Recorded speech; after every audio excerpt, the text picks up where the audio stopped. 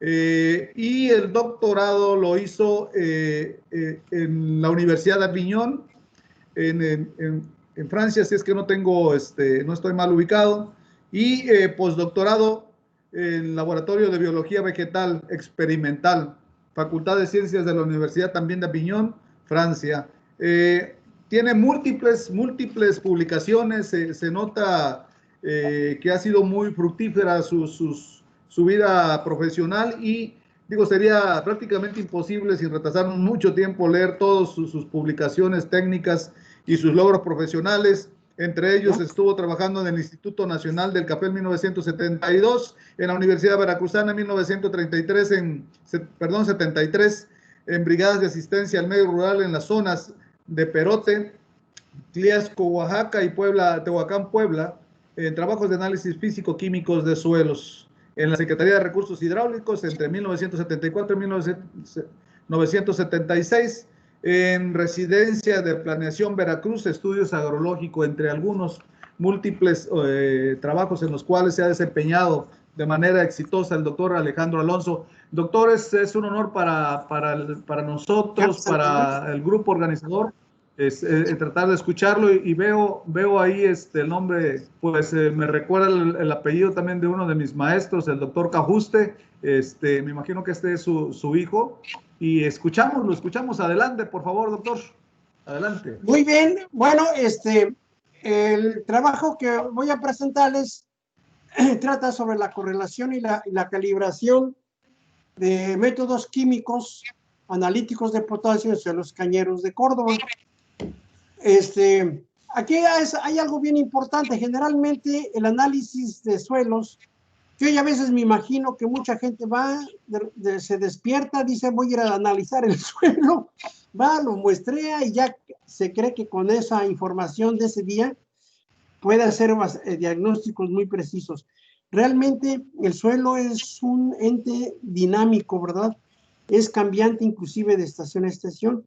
Y además tiene arcillas y las arcillas fijan nutrientes, como en el caso del potasio, que se ha observado que se fija entre las láminas cristales de las arcillas, inclusive llegando a formar parte interna de los minerales, ¿no? Entonces, sobre ese data mi trabajo. Ahí está el croquis de ubicación, es en el área de Córdoba, Tlaltetela, Fortín de las Flores, toda la zona cañera. Se seleccionaron 7 suelos: San Miguelito, El Carmen, Guadalupe Barrientos, Santana, Cuautlalpan, Seña y Tlaltetela. Bueno, los objetivos fundamentalmente es estudiar si hay respuesta al potasio y si el potasio se fija, ¿verdad?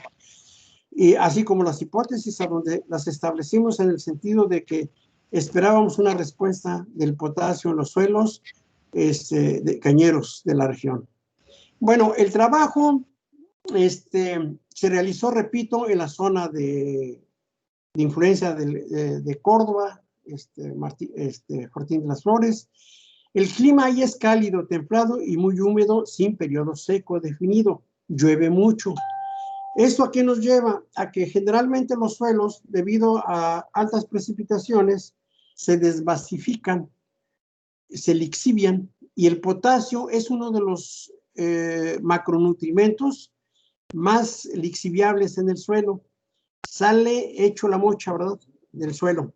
Entonces, por eso también en ese tipo de suelos es importante hacer estudios sobre la respuesta del potasio, en este caso a la caña o a otros cultivos que se siembren en la región.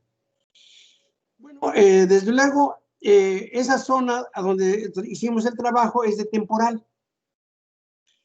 Si ustedes siguen la flechita en la caña de azúcar, que está aquí, pueden ustedes ver, fertilizamos, fíjense, y fuimos como a los 2 meses y miren el fertilizante, no había llovido. Entonces, ese es uno de los factores demeritantes en la producción, de que, bueno, la gente se prepara para el temporal, pero si no llueve, pues el fertilizante no se solubiliza y no entra a la solución del suelo y la planta no lo puede tomar, ¿verdad? Ese es uno de los problemas del temporal, cultivo en temporal. Bueno, lo primero que se hizo fue se muestrearon los suelos para el trabajo de invernadero y laboratorio, de acuerdo a los criterios de White-Fitch 1960. Se muestrearon 7 suelos representativos. Cada suelo representativo se hicieron 10 muestras de 1 kilo. Y después de esas se sacó una sola muestra de 1 kilo, con el objeto de absorber a lo mayor posible la variabilidad de la fertilidad de los suelos. Aunque esos suelos tratamos de buscar que fueran lo más uniformes posibles. Ahí están los análisis químicos de los suelos. Acá arriba vemos los suelos que se encuentran, San Miguelito, aquí tenemos el suelo del Carmen y así sucesivamente, ¿no? Y aquí están los análisis. Aquí abajo, en este cuadro azul, lo puse porque aquí están los índices de fertilidad de los suelos cañeros según García Espinosa en 1975. Entonces, general, algo que en base a estos índices podemos hacer un diagnóstico en el caso de los suelos para caña. El pH óptimo para la caña es de 6.5 a 7.5, o sea que el pH aquí que nosotros obtuvimos, pues está en los últimos 3 suelos está por arriba de 6. Más sin embargo, los primeros 4 suelos sí presentan una acidez, por lo que se tuvo que hacer el estudio de requerimiento de cal y hacer el tratamiento, ¿verdad?, adecuado. Para términos generales, bueno, la textura se utilizó el método hidrométrico, la capacidad de campo y punto de marchitamiento permanente fue con la olla y membrana de presión, el pH pues con el potenciómetro en una relación 2:1, la materia orgánica con el método de Walkley-Black, el nitrógeno pues con el Kjeldahl, calcio y magnesio por el método de Versenatos, potasio, flamometría, y el fósforo por Bray-P1 debido al pH que tuvieron estos suelos. Y la capacidad de intercambio catiónico, se hizo la extracción con acetato de amonio 1 normal, pH 7. Bueno. Cambia. ¿La trabé? No. Se trabó. Bueno, esas muestras que ustedes observan aquí se molieron y se tamizaron en malla 10 para hacer el estudio de fijación de fósforo. Aquí en este caso hicimos esto para estudiar cuánto de potasio fijan esos suelos y si lo fijan, en qué proporción, en qué intensidad o no lo fijan, ¿verdad? Entonces, bueno, aquí están las muestras de suelo. Aquí en medio se añadió, ¿verdad?, los tratamientos. Los tratamientos son 0 el testigo, ¿verdad?, 75, 150, 300, 600 y 1200 partes por millón de potasio. Aquí ya se guardaron, ¿verdad?, en laboratorio y se dejaron incubar 15 días. Bueno, es que esto no me deja ver bien. Bueno, y el secado se hizo la molienda con el mazo de madera y se tamizó en malla de 10 milímetros. Es que yo me equivoco. Bueno, las curvas de fijación de potasio. En este caso, recordar que se utilizaron 50 gramos de suelo, ¿verdad?, de cada suelo, con 3 repeticiones, a donde los tratamientos, bueno, son los que ya les había comentado. En este cuadro tenemos los requerimientos de cal, se hizo el estudio y se aplicó el tratamiento adecuado. Después aquí tenemos en el cuadro número 22, ¿verdad?, el potasio disponible en los suelos después de la fijación, después de los 15 días de incubación. Y se extrajo, ¿verdad?, con el acetato de amonio, un normal pH y con flamometría. Aquí están los datos. Ahorita vamos a hacer el análisis de ellos. Aquí se tiene el porcentaje de potasio fijado, ¿verdad? El potasio fijado en por ciento es el potasio inicial más el potasio aplicado menos el potasio recuperado entre el potasio aplicado por 100. Aquí tenemos las curvas de fijación de potasio para los diferentes tratamientos. En el eje, si ustedes ven en el eje de las X, tenemos los tratamientos, ¿verdad? Aquí tenemos 4 suelos y aquí tenemos 2 suelos. Entonces, esta es la curva de fijación. Aquí tenemos en el eje de las Y el potasio extraído y aquí el potasio añadido, ¿verdad? Aquí, bueno, aquí están los diferentes suelos. Ahora, estos son los tratamientos que se utilizaron, ¿verdad? Y aquí tenemos los diferentes suelos. Aquí tenemos 4 suelos y aquí tenemos los otros 3 suelos. En resumen, podemos decir que el potasio fijado oscila entre el 6 al 23%, con un promedio de 246 partes por millón. Pendientes de los segmentos de la recta de las curvas de fijación. En las curvas anteriores se calculó la pendiente de cada segmento y en cada segmento, en cada interacción, se tomó como valor X la diferencia entre una y otra pendiente y consideramos el máximo valor. Como ustedes van, la pendiente tuvo una respuesta lineal, así que después de calcular el valor X para cada intersección, se hizo una media aritmética. Bueno, de ahí que en este cuadro tenemos nosotros las partes por millón del potasio, ¿verdad? Hice de las curvas que les mencioné anteriormente, y aquí está el valor X. Por ejemplo, para el suelo San Miguelito son 300 partes por millón, y prácticamente la mayoría son de 300 partes por millón, a excepción del suelo del Carmen y del suelo del Senia. ¿Sí es Senia? Sí, Senia. No, del Carmen, suelo del Carmen. Suelo del Carmen y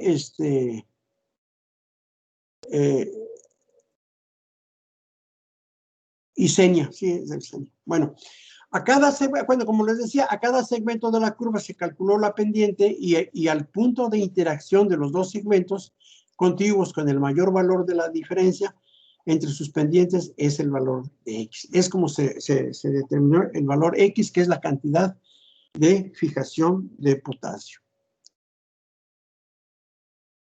Bueno, ya una vez que hicimos el estudio, ver si fijaban los suelos o no potasio, que nos dimos cuenta que sí. Entonces, hicimos un ensayo a nivel de invernadero y en macetas. Para ello utilizamos la planta indicadora del sorgo. Y los tratamientos en este caso de potasio fueron 0, 50, 100, 200, 300 y 400 partes por millón. Aquí en este caso, las plantas se tuvieron a una capacidad de campo del 80%, ¿verdad? Cada 8 días de riego se le añadían más o menos 100 mililitros de solución nutritiva. Aquí tengo un error, coleguitas. La solución nutritiva ya no lleva potasio, pero aquí se me fue el dedo. Así que después lo vamos a borrar. Pero de ahí era nada más nitrógeno, fósforo, calcio, magnesio, fierro, manganeso, zinc, cobre, molibdeno y boro. Macro y micronutrientes en solución nutritiva. Esto es con el fin, ¿verdad?, de ver el efecto de los diferentes tratamientos del potasio y que no fuera a haber algún, como les dijera, interferencia por la deficiencia de algún otro nutrimento. Bueno, aquí se ve el experimento en el invernadero, aquí las plantulitas, ¿verdad? Más o menos cómo se desarrollaron. Bueno, aquí tenemos la producción en materia seca de sorgo por gramos por maceta. Cada maceta sembramos 10 semillas de sorgo, pero después a los 10 días aclareamos y dejamos nada más 5 en todas para homogenizar, ¿de acuerdo? Otra cosa que les quería también comentar es que las macetas se fueron rotando en el invernaderito para también evitar el efecto de invernadero. En los invernaderos hay ciertas partes que hay sombra o pega más el sol o el calor. Entonces se fueron rotando en el sentido de las manecillas del reloj con el fin de minimizar ese efecto y no hubiera haber un efecto de confusión debido al efecto invernadero.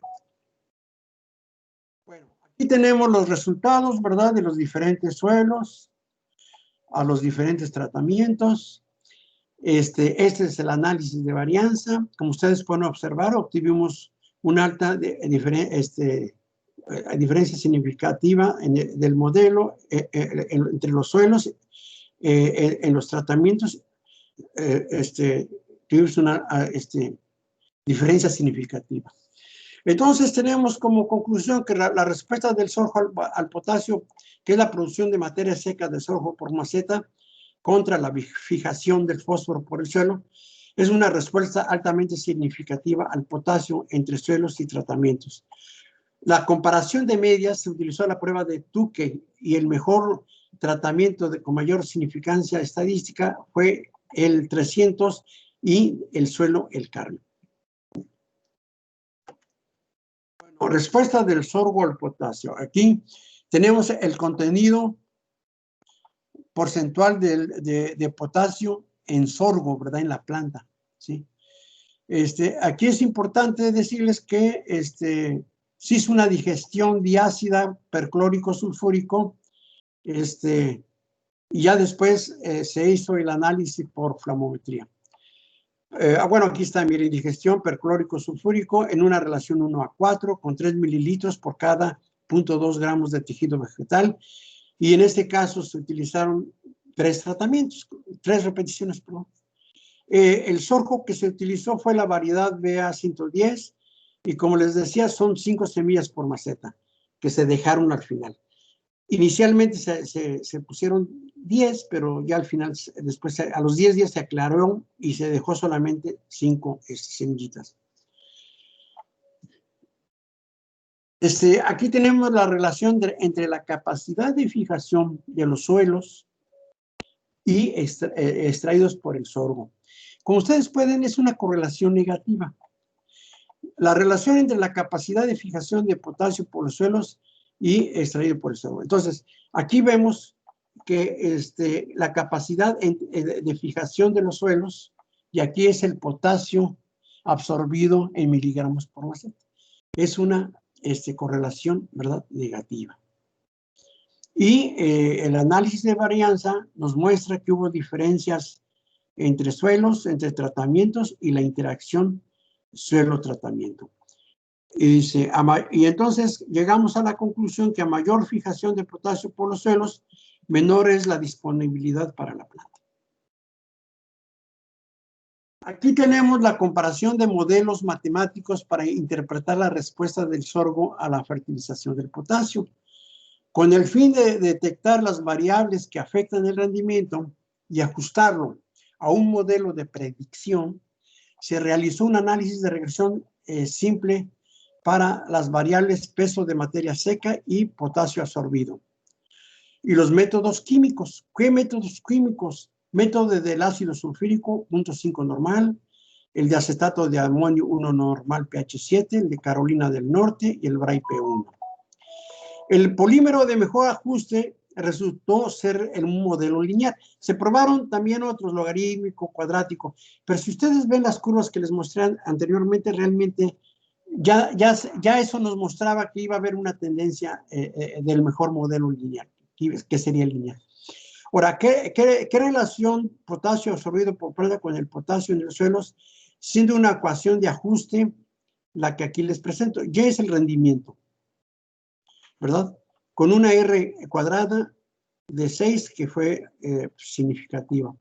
El modelo que mejor se ajustó fue lineal para los métodos propuestos, resultando altamente significativo el método Carolina del Norte con una R cuadrada de 0.6455. Bueno, correlación entre las cantidades de potasio extraído del suelo por los métodos químicos. Con el fin de conocer qué método correlaciona con el potasio extraído por la planta, aquí está en la planta, con los gramos de materia seca, se efectuaron correlaciones lineales simples entre los parámetros agronómicos y métodos químicos. Les recuerdo que son 4 métodos químicos y 2 parámetros agronómicos. Miligramos de potasio, ¿verdad? Por maceta y el potasio absorbido.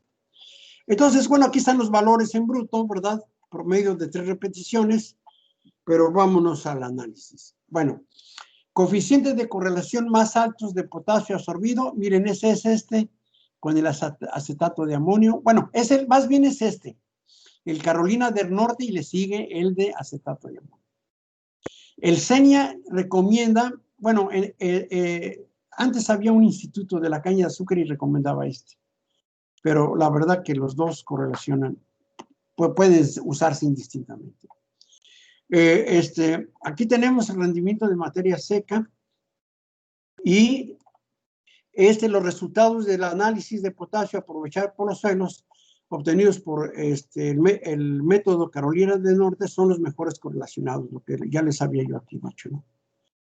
Aquí está. Bueno, ahora respecto a la materia seca,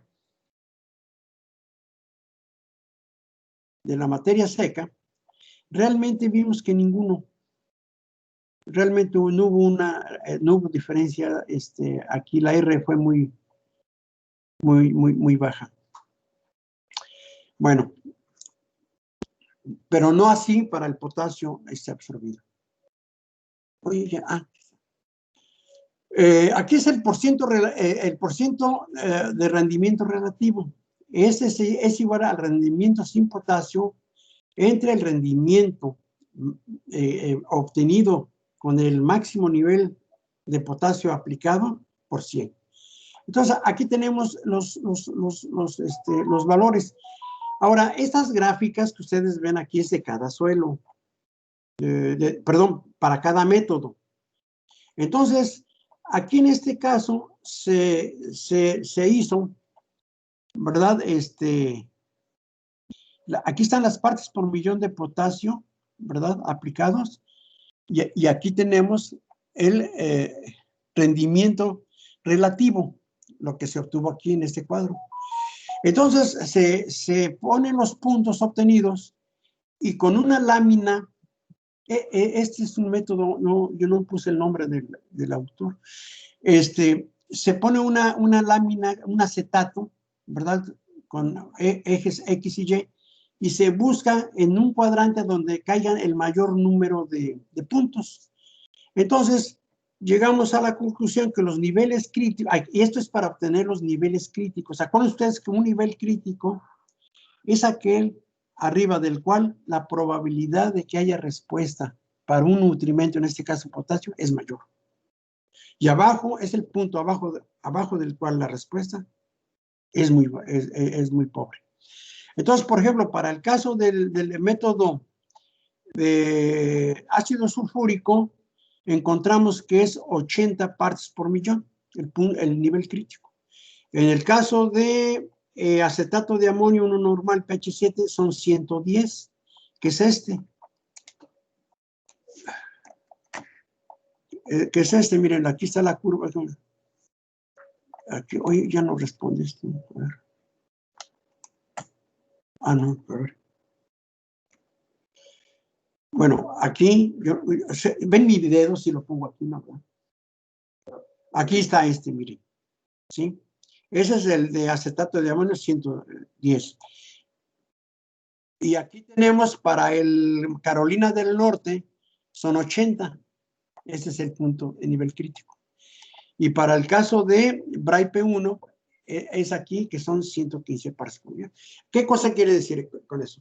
Que si yo utilizo, vamos a suponer que yo utilice los 4 métodos, y si yo tengo 80 partes por millón con el método del ácido sulfúrico, estoy justamente en nivel crítico. Entonces, quiere decir que hay probabilidad de obtener respuesta. Ese es un criterio, miren ustedes, que se utiliza para poder establecer las dosis de fertilizante.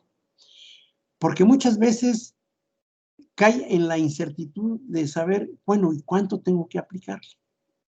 Bueno, pues este es simple y sencillamente la fórmula, ¿verdad? Pero sí se requiere hacer ensayos previos de maceta. Yo hoy en día abrigo la idea de que para hacer los estudios de diagnóstico de fertilizantes, los trabajos en maceta van a ser el futuro, porque no son caros, se pueden controlar, mientras que los trabajos en campo hay mucha presión abiótica y biótica. En invernadero, en un lugar encerrado, se puede controlar muchos parámetros y solamente ver justamente la respuesta del suelo a cierto nutrimento. Bueno, espero que quede claro esa idea. Después se hizo el trabajo de campo, calibración y diagnóstico de fertilizantes. De hecho, fíjense que este trabajo, a veces yo pienso que le pusimos mal, cuando nació el escuincle le pusimos mal el nombre, pero quizás se debió de haber llamado diagnóstico de fertilizantes en caña de azúcar, ¿verdad? Aquí, como ustedes ven, estamos haciendo el trazado para el diseño experimental. El diseño experimental que utilizamos fue el San Cristóbal, que es el doctor, se fue el nombre. Bueno, después me acuerdo de él es mexicano, que trabajó muchos años en la caña de azúcar. Y utilizamos un diseño en bloques completos al azar, diseño San Cristóbal, especialmente para estimar superficies de respuesta en suelos cañeros. También hay otro, el doble cubo, y en fin, hay otros, pero el que dio muchos resultados cuando se trabajó 5 bastante minutos, con caña. doctor. Ok, coleguita. Bueno, entonces aquí estamos ya haciendo el diseño del experimento. Aquí está la siembra a doble cordón. Ahí mire usted los suelos. Aquí andamos señalando los pasillos y los diferentes tratamientos y bloques. Aquí miren, igual andamos en talacho, en campo. Ustedes no me ven porque yo soy el que saqué las fotos, ¿eh? Pues sí, porque vaya así, oye, ¿y tú a dónde andabas? ¿Verdad? Bueno, aquí miren, ya ahí va, miren la pelusa, se ve, miren qué bonito. Y lo que les decía, supervisión de los experimentos, pero miren, el fertilizante, si no hay lluvia, no se aprovecha el fertilizante. Ese es uno de los factores demeritantes de la agricultura. Fíjense que yo cuando hice la maestría en el colegio, mi maestro alcalde, no sé si lo conocieron ustedes, pero decía que uno de los errores del mexicano era, bueno, que eran tres. Uno era jugar a la lotería, otro sembrar de temporal y otro votar por el PRI. Bueno, adelante. Bueno, miren, aquí es en la fertilización. La fertilización se hizo al inicio, aquí ya a los 3 meses. Aquí tenemos influencia de la fertilización de potasio en el rendimiento de campo. Pues aquí están los resultados. Aquí están los 12 tratamientos utilizados. Aquí están cada 0, 0 y 0. 200, 0, 0. Son los tratamientos, ¿sí? Y aquí está el rendimiento de campo. Y estos son datos del Ingenio San Miguelito. Bueno, diferencias significativas hay entre bloques y tratamientos, como ustedes pueden ver aquí, miren, rendimiento de caña, entre bloques y los tratamientos. Y a través de análisis de varianzas del ingreso, ¿verdad? Para ver a qué modelo se ajustaba más, también vimos y obtuvimos la ecuación. Ingreso va a ser igual al precio de una, por ejemplo, tonelada, por el rendimiento. Rendimiento son toneladas por hectárea, menos 37.5, que es un factor matemático obtenido de los estudios de regresión, por el precio de 1 kilogramo de nitrógeno. Y aquí este factor y por el precio de 1 kilogramo de fósforo y de potasio. Y de esta forma nosotros podemos, de acuerdo a la dosis óptima económica del fertilizante, buscar el mejor ingreso para nosotros. ¿Por qué es importante esto? El precio de los fertilizantes varía. Hay mucha variación y además en mezclas también. Entonces ahora en el mercado libre no encuentra uno, yo quiero nada más nitrógeno y fósforo aparte y potasio aparte, no, ya hay mezclas, triple 17, triple 16, el 20, 10, 20, etcétera, etcétera. Entonces tiene uno que hacer sus cálculos, ¿no? Aquí está el análisis de sacarosa al momento de la cosecha en el ingenio San Miguelito.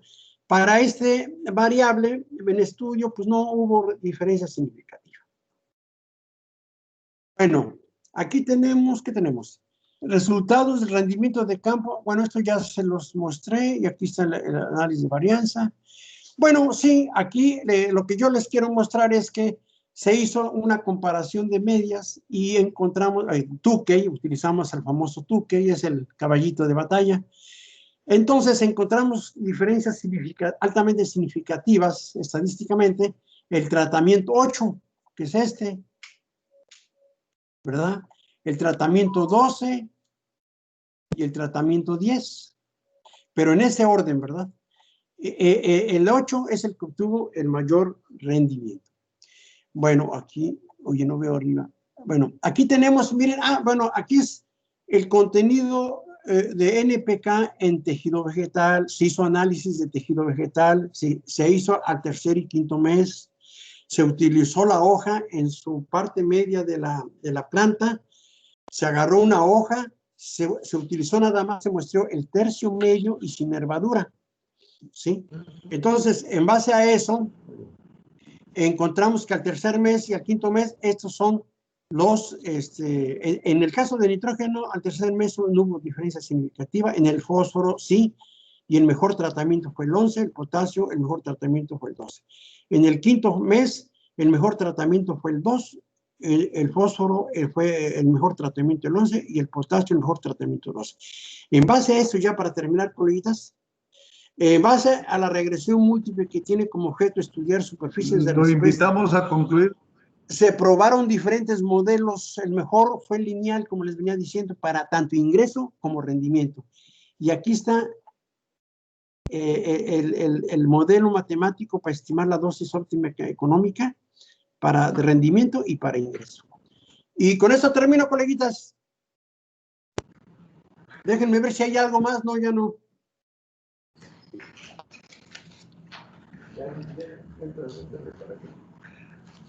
Listo, mi estimado doctor Alonso. Muchísimas gracias por su ponencia. Soy Ángel Capetillo Burela, de aquí del INIFAP. Bueno, a continuación, de acuerdo con el programa, sigue el doctor Cesario Landero Sánchez. Él es investigador con el tema pues, que nos va a presentar sistema de riego de baja presión por multicompuertas, una alternativa hacia la sustentabilidad de agricultura del sureste mexicano. Bueno, a grandes rasgos, el doctor Cesario Landero Sánchez es ingeniero agrónomo especialista en irrigación en el 81, también una maestría en ciencias en la Universidad Autónoma de Chapingo, básicamente en lo que es en manejo del agua en el 87, y lo que es también en caso de tiene un doctorado pues también en Holanda, precisamente en irrigación. Actualmente es profesor titular del Colegio de Postgraduados. Igualmente imparte pues cursos de maestrías y doctorados en agroecosistemas tropicales. Por varios años ha formado parte de más de 100 profesores e investigadores distinguidos del Colegio de Postgraduados. Es miembro del Sistema Nacional de Investigadores Nivel 2. Tiene publicación y edición de 17 libros y 5 memorias de congreso, 22 capítulos del libro, alrededor de 95 artículos para diferentes revistas nacionales e internacionales. Ha sido consejero y codirector y asesor en 11 tesis de licenciatura, 34 de maestrías y 25 de doctorado. Actualmente responsable de la impartición de cursos seminario 2, ahí en el Colegio de Postgraduados. También el agua en el agroecosistemas, entre otros. y es responsable de proyectos financiados por el Banco Mundial, la Cámara de Diputados, CONACYT, CONAGUA y Gobierno del Estado de Veracruz. Y recientemente ingresó como nuevo miembro de la Academia Mexicana en Ciencias. Como verán, una excelente trayectoria del doctor Cesario Landeros, a la cual pues en lo personal y creo que a toda la parte que estamos actualmente aquí en este evento, es un gusto tenerlo, doctor Cesario Landeros, y sabemos pues, estamos convencidos que su intervención será de mucha importancia para este magno evento de la ciencia del suelo. Bienvenidos y muchísimas gracias, doctor. Adelante. Gracias, muy amable. Adelante, Betty, por favor.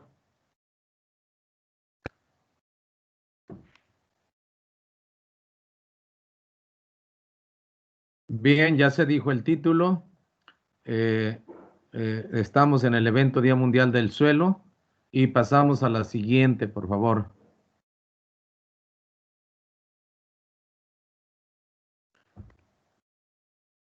Bien, conforme al Plan Nacional de Desarrollo 2013-2018,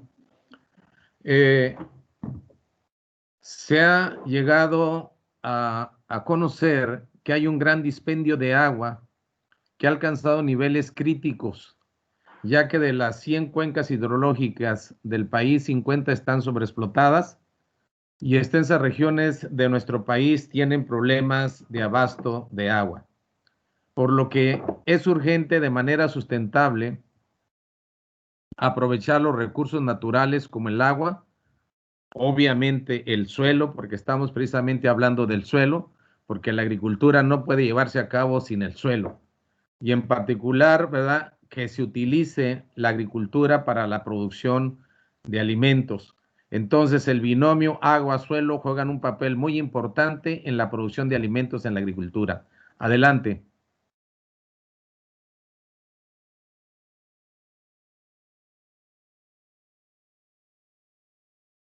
Bien, hoy en día es importante que el sureste del país sea visto por nuestros gobernantes y que nuestros gobernantes destinen recursos financieros para la construcción de infraestructura hidroagrícola que mejore los sistemas de producción que tenemos en estas regiones. Entonces, los sistemas de producción modernos contribuyen de manera importante a garantizar el suministro de agua, pero además a hacer eficiente el uso del agua, porque es un aspecto importante que hoy en día tenemos que considerarlo más que nunca. En realidad, la presión sobre el agua está creciendo, la población está creciendo y cada vez los sectores demandan agua, la población mundial demanda agua, por lo tanto debemos de hacer un uso lo más eficientemente posible del agua y sobre todo cuando hablamos del riego, cuando hablamos de la agricultura, cuando hablamos de producir alimento. Tiene que haber una flexibilidad en la operación de los sistemas de distribución y asignación de los recursos y sobre todo que los rendimientos de los cultivos por unidad de superficie sean incrementados. Un buen diseño y operación de los sistemas de riego contribuyen a la sustentabilidad de los sistemas de producción agrícola. ¿Por qué? Porque optimizamos el uso del agua, hacemos eficiente el uso del agua a nivel parcelario, pero también preservamos el medio ambiente, ya que si perdemos agua, esa cantidad de agua que se pierde arrastra una cantidad importante de agroquímicos que se aplican a los cultivos, los cuales van a impactar negativamente a los acuíferos, al medio ambiente, a la salud pública en general también. La siguiente.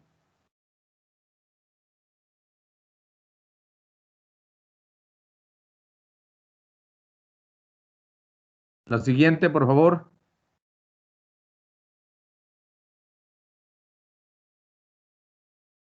Betty, la siguiente, por favor. En este contexto, la Comisión Nacional del Agua, en colaboración con el Colegio de Posgraduados, no, por favor, la anterior.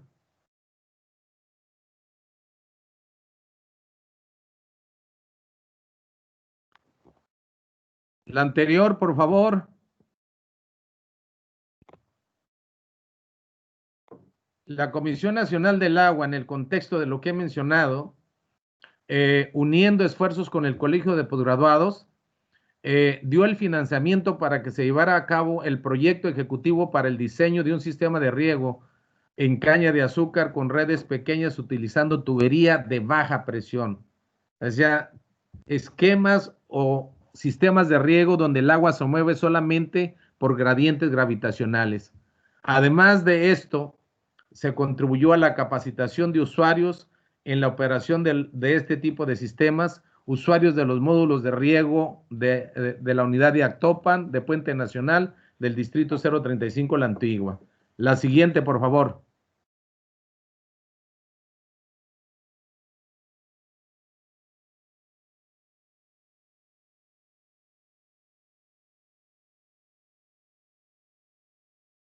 La siguiente. Bien, este proyecto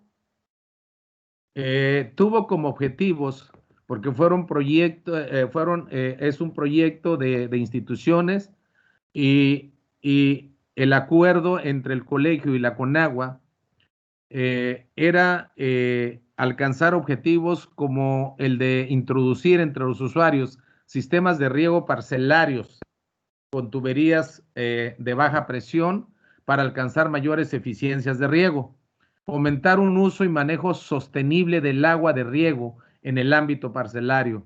¿Y cómo alcanzamos un manejo sostenible del agua? Cuando nosotros hacemos que las eficiencias de riego se incrementen a nivel parcelario y que tengamos sistemas de riego que nos ayuden a optimizar el uso de este recurso y a evitar pérdidas que eventualmente también conducen a la pérdida de nutrimentos en los suelos. Otro de los objetivos fue contribuir al establecimiento de la cultura de riego. Hay honrosas excepciones aquí en el sureste del país que efectivamente tienen sistemas de riego y tienen una buena cultura sobre el manejo del agua. Sin embargo, la mayoría, y por los tamaños de los predios que tenemos en el sureste, hay gente, ¿verdad?, que no pone mucha atención, no ha entendido lo que significa verdaderamente el riego o lo que significan las parcelas que tienen para ellos. Es decir, no han visto a la parcela como la empresa que les va a dar los recursos que requieren para sobrevivir ellos y sus familias. Entonces, es importante trabajar y continuar trabajando en estos aspectos para que los usuarios, los cañeros, los productores, técnicos de las asociaciones entiendan que es importante que el agua sea manejada a nivel parcelario con la mayor eficiencia posible. Pero además de que entiendan que el agua es operada por distritos de riego, pero ya actualmente por las asociaciones de riego, porque los distritos de riego fueron transferidos a los usuarios, a los productores. Otro de los objetivos fue capacitar a los usuarios técnicos directivos en todos estos aspectos de manejo del agua, de cómo operar los sistemas, de cómo mantenerlos y de que entendieran cómo es que funciona este tipo de sistema. La siguiente, por favor.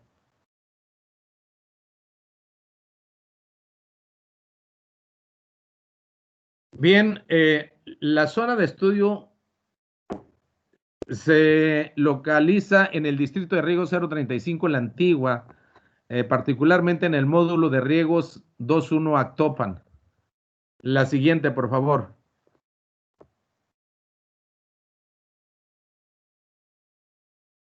Bien, ¿qué tuvimos que hacer para llegar al diseño de este sistema de riego?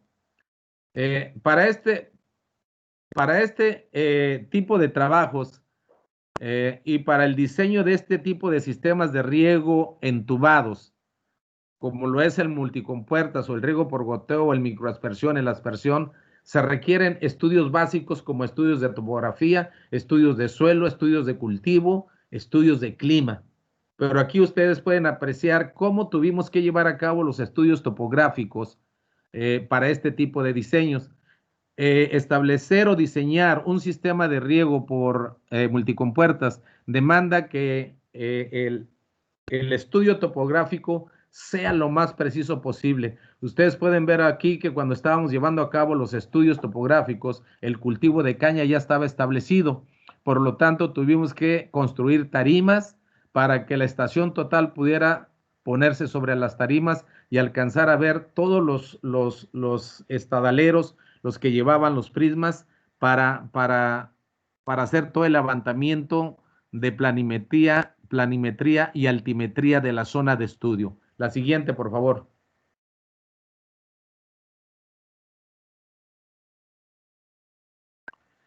Bien, pueden ver, ¿verdad?, que en medio de toda esta situación un tanto complicada por el establecimiento de los cultivos y la cantidad de maleza que se acumula, porque no todos los productores limpian los linderos, entonces nos vimos en la necesidad de aperturar brechas para llevar a cabo el estudio y además localizar el trazo de eje de apoyo para todo el trabajo topográfico y para obtener un buen diseño de este sistema de riego de baja presión. La siguiente, por favor.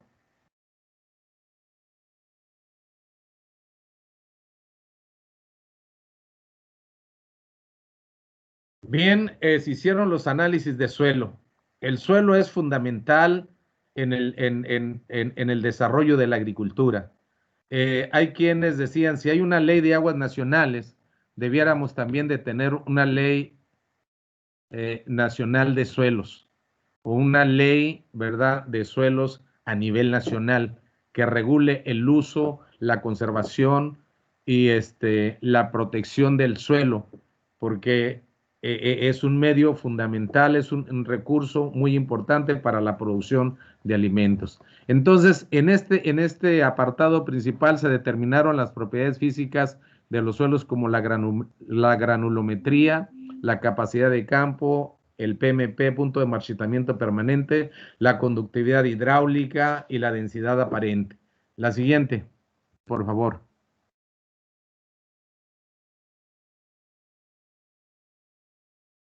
También se hicieron trabajos en campo sobre la determinación de la densidad aparente en varias parcelas incluidas en este proyecto para obtener valores representativos o valores específicos de cada uno de los lugares para que así pudiésemos entender la condición del tipo de suelo con que contaba el proyecto. En realidad nos dimos cuenta de todo el suelo o las características del suelo que prevalecían en este proyecto, lo cual nos ayudó a entender bien cómo había que operar y cómo había que hacer que funcionara este sistema de baja presión bajo estas circunstancias. La siguiente. Bien, todos los análisis de suelo se llevaron a cabo en los laboratorios de agua, suelo, planta del Colegio de Posgraduados y obviamente todo este trabajo fue supervisado por el equipo técnico, por un servidor, para que todos los datos que obtuviésemos nos llevaran a realizar un diseño apropiado de este sistema de riego de baja presión, que a propósito les digo, primero diseñamos uno en 80 hectáreas y después otro en 120 hectáreas. Después nos pidieron el diseño de otros, de este tipo de sistemas en 1,500 hectáreas, en 500 hectáreas, en otras 1,000 hectáreas. Es decir, fue un boom el trabajar este tipo de sistemas y sobre todo por las bondades de este tipo de sistema de baja presión que ya les mencionaré un poco más adelante. La siguiente.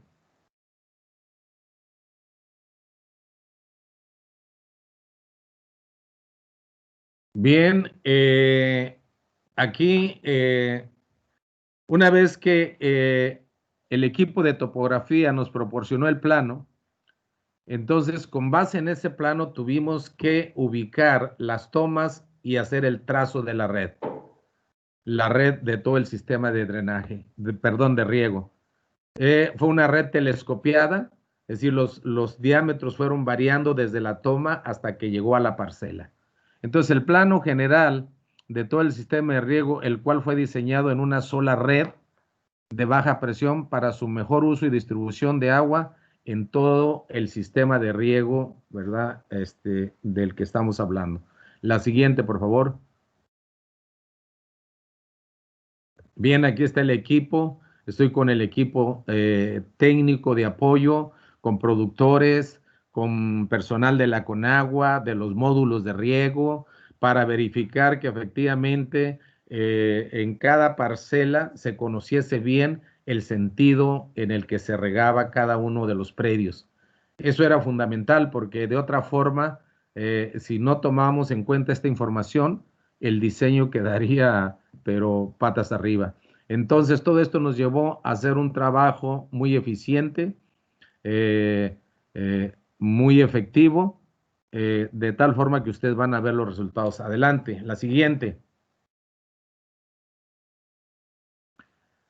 Bien, las tomas, o que se les llama hidrantes, se ubican en la parte más alta de las parcelas, de tal forma que se puedan regar, se pueda dominar toda la superficie de riego sin ningún problema. Adelante. Bien, el trazo se realizó por lindes, quiere decir por los linderos de cada una de las parcelas.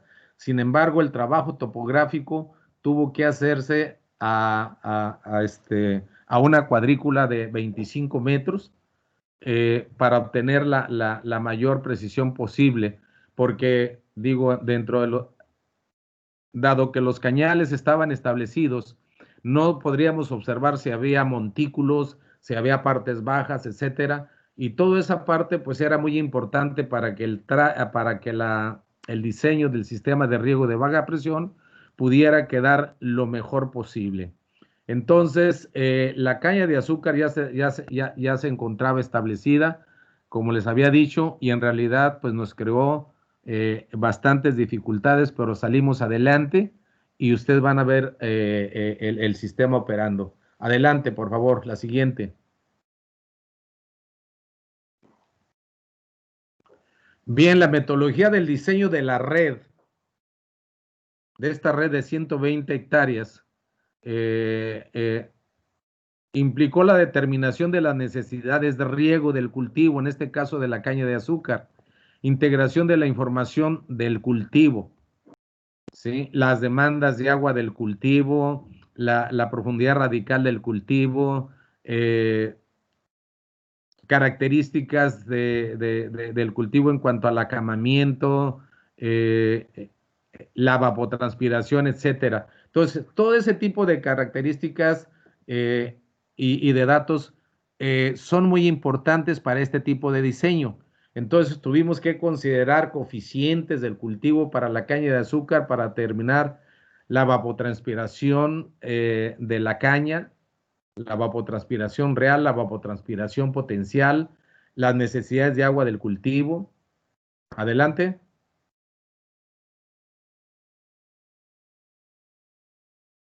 A lo largo de todo el año. Entonces, también fue necesario determinar el cálculo de la capacidad de almacenamiento de agua en cada suelo. Por eso es que tuvimos que hacer todos los análisis físicos de suelos hidrodinámicos para entender qué tanta capacidad de almacenamiento tenía el suelo de estudio. Cálculo de la lámina de riego, cuánta lámina de riego tendríamos que aplicar a la caña de azúcar y con qué frecuencia teníamos que aplicar esa cantidad de agua. De tal suerte que el productor pudiera estar regando sin que le faltara agua a su caña de azúcar, sin que se estresara la caña. Y claro, todos esos aspectos fueron dados a conocer a los líderes, a las autoridades de los módulos de riego, a personal técnico de la Conagua, a los productores, para que razonablemente y con conocimiento de causa pudieran operar el sistema de riego. Adelante. Bueno, ¿cuál fue el gasto requerido para la toma? El gasto requerido en cada toma fue de 36 litros por segundo. Ese fue el gasto que se obtuvo al hacer el diseño de gastos en cada una de las tuberías, porque para todo este diseño se requirieron programas, software, que contenían precisamente las rutinas para determinar los gastos que debían de circular por cada tubería, pero además utilizamos un programa para diseñar la red que tenía una parte, un algoritmo para hacer estudios de optimización de los diámetros de las tuberías, de tal suerte, ¿verdad?, que esa parte del software nos diera la red más económica posible con los mejores diámetros, para que además el sistema pudiera satisfacer los requerimientos de agua del cultivo, en este caso de la caña de azúcar. La siguiente, por favor.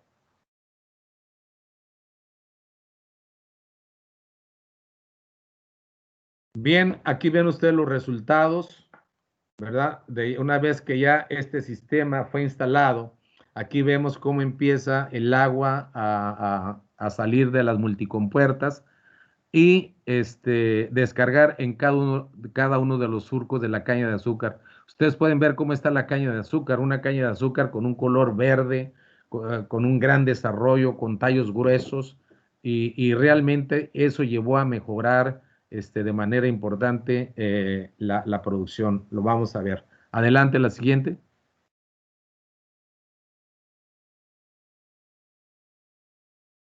La siguiente, por favor. Bien, se obtuvo el plano topográfico general en el que se ubica la alimentación de la red. La red se alimenta en este punto que está por aquí. Aquí no hay equipo de bombeo, aquí no hay electricidad, sencillamente el agua se desplaza desde aquí hasta la zona del proyecto solo por gravedad. Entonces, precisamente por eso es muy importante el plano topográfico para asegurarnos de que vamos a tener las cargas disponibles para que el agua que se proyecte, que llegue a la zona de riego, esa sea la cantidad de agua que llegue, con todas las tomas que tuvieron que establecerse para este sistema de riego, que vamos a ver en la siguiente lámina. La siguiente, por favor. Aquí ven los puntitos, estos son todos los hidrantes, las tomas, las flechas que ustedes alcanzan a ver tenues ahí, indican el sentido de riego de cada una de las parcelas. Eso es fundamental para la ubicación de las tomas o hidrantes, ¿sí? Y la distancia que tiene que haber entre toma y toma. Y además es recomendable que los surcos tengan una longitud máxima de 120 metros. Para hacer lo más eficientemente posible el riego y cumplir con los tiempos de riego y la programación de riego y la frecuencia de riego en todo el proyecto. La siguiente, por favor. Bien, aquí está el dimensionamiento de toda la red. Están todos los tramos de la red, se encuentran los diámetros en metros, los diámetros en pulgadas, el timbraje, que es la presión que puede soportar la tubería en cada uno de los tramos, y además la longitud de tramo de cada uno de los tramos que integraron toda la red que se diseñó en ese sistema de riego en 120 hectáreas. Aunque, como les decía, se diseñaron también sistemas para 1,500 hectáreas, para 500 hectáreas, etcétera. La siguiente, por favor.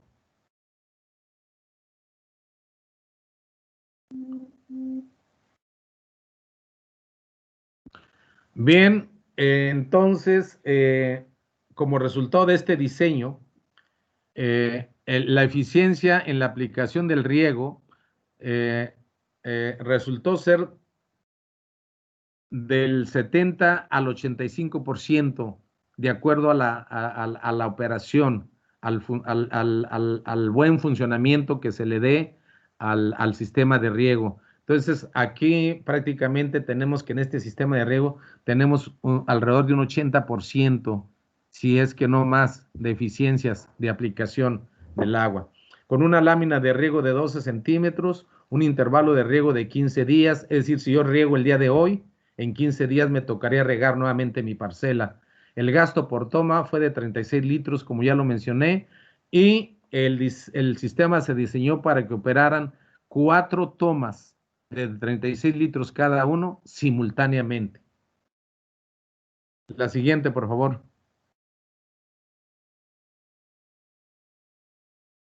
Bien, una vez ya completado todo el trabajo, vemos el sistema funcionando, la caña de azúcar, pero todo esto se aprovechó y ha sido un laboratorio de campo que tenemos, en el cual se han llevado a cabo demostraciones. Mucha gente ha visitado este módulo que tenemos en campo con los productores y se han capacitado a estudiantes, a profesores, a técnicos, a presidentes de módulos, a presidentes municipales y a mucha gente. Han ido hasta estudiantes a visitarnos a este tipo de sistemas de riego. Y como ustedes ven, está funcionando, los productores están contentos porque antes de que llegara este sistema de riego, ellos regaban con una sola manguerita. Y para regar un predio de 3 hectáreas se llevaban más de una semana y por cada riego tenían que pagar más de 5,000 pesos. Entonces, todo esto vino a cambiar el escenario de los productores, de tal suerte que realmente hasta le sacó lágrimas a los productores cuando vieron que tenían un sistema de riego con tal bondad, con tal eficiencia, y que ya no tenían que utilizar bombas de gasolina ni de diésel. La siguiente, por favor. Le quedan 5 minutos. Sí, adelante. Recuerden que, ok, gracias. Bien, después de haberse instalado el sistema, pasaron cinco años y evaluamos el impacto sobre la productividad del sistema. Y se hizo a través de una tesis de maestría en agroecosistemas tropicales. Y nos dio, la siguiente, por favor.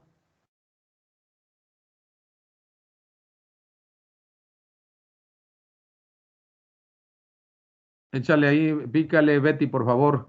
Entonces, un resultado que podemos aquí resaltar es que las parcelas que cuentan con este tipo de sistema de riego llegaron después de 5 años a incrementar su producción en 25 toneladas. De hecho, de inmediato, después de que se instaló el sistema, los rendimientos empezaron a incrementarse, ¿verdad? La siguiente, por favor. Digo, fue un incremento comparados con aquellos que no tienen sistemas de riego de baja presión. La siguiente, por favor.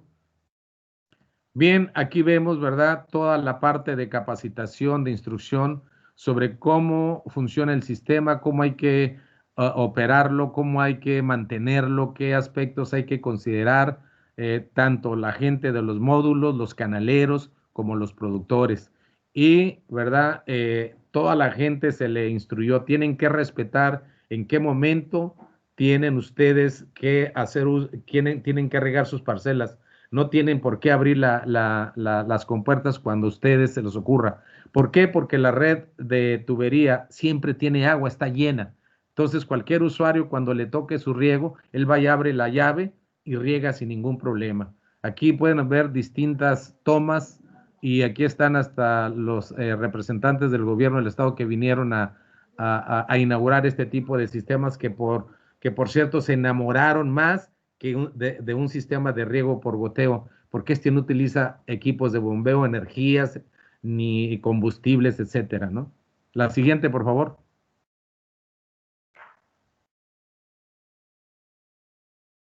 Vámonos un poquito rápido, Betty.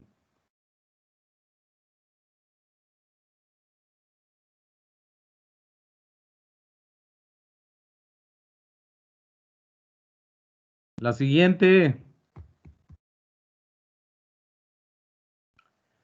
Bien, como conclusiones es que no se modificó el medio ambiente con la instalación de este tipo de sistemas. Este tipo de sistemas vino a mejorar las condiciones de trabajo de todos los productores en este módulo y en general no se alteraron las condiciones del medio ambiente de la zona donde se instaló el sistema de riego, porque es una condición que la Comisión Nacional del Agua nos demandaba. No queremos que se altere, ¿verdad? Más de lo que ya está alterado. Entonces, en realidad no vino a alterar nada el medio ambiente, todo funcionó como igual que como estaba anteriormente el sistema. Y bien, todo esto nos dio la gran experiencia de trabajar, de ganar una gran experiencia de trabajar con productores, pero además de dejar establecido un laboratorio de campo en el cual, ¿verdad? Muchos estudiantes de maestría y de doctorado han obtenido sus tesis para graduarse. Hemos trabajado con productores, seguimos trabajando con productores y creemos que esta es una opción no solo para ahorita el centro de Veracruz, sino para todo el sureste de México. Dado que aquí no hay una gran cultura del manejo del agua de riego, por eso pensamos que este sistema de riego es una alternativa para ellos, para introducir la cultura del riego, la cultura del manejo del agua. Y este tipo de sistemas eventualmente pueden escalarse como las computadoras. De hecho, ocurrió con uno de los sistemas que diseñamos, que les pusimos de multicompuertas, después lo escalaron a un riego por aspersión, a un riego por goteo, etcétera. Entonces, mientras la gente adquiere esa visión de mejorar la aplicación del agua a nivel parcelario, lo podemos hacer con este tipo de sistemas y después sofisticar o ampliar o amplificar o escalar más el sistema a otro tipo de sistemas más sofisticados y de mayor eficiencia. Entonces, este es un laboratorio o laboratorios de campo que tenemos porque nuestro trabajo realmente es el campo agrícola, el campo comercial y este tipo de sistemas que hemos trabajado conjuntamente con la Conagua y los productores. Eso es todo. Muchas gracias por su atención y los dejo con esas reflexiones.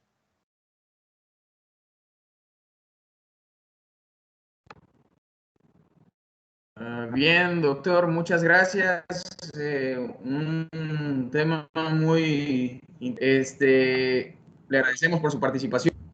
Vamos a dar paso a un receso para lo que es la comida. Vamos a reanudar las ponencias exactamente a las 3:45 con la doctora Alejandra Ramírez. Mientras, pues, ahora sí que les invitamos a estar puntuales y al ponente que sigue, pues estar unos 5 minutos antes para su presentación.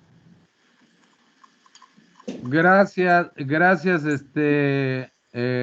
profesor Cetina, por tu comentario en el chat. En realidad ha sido una gran experiencia. Gracias, Betty, por ayudarme en la presentación del trabajo, de las diapositivas. Gracias a todos los presentes, muy amables, a sus órdenes para cualquier comentario o pregunta posteriormente. Estoy a sus órdenes en cualquier momento. Nos vemos en la próxima. Muchas gracias, doctor. Gracias, Jorge, muy amable. Me voy corriendo al examen de grado. Sí, doctor. Hasta luego. Gracias. Nos vemos a las 13:45. Bueno, yo creo que nosotros ya no voy a estar para esa hora. Muy bien. Sí, doctor. Sí, gracias, muy amable. Hasta luego.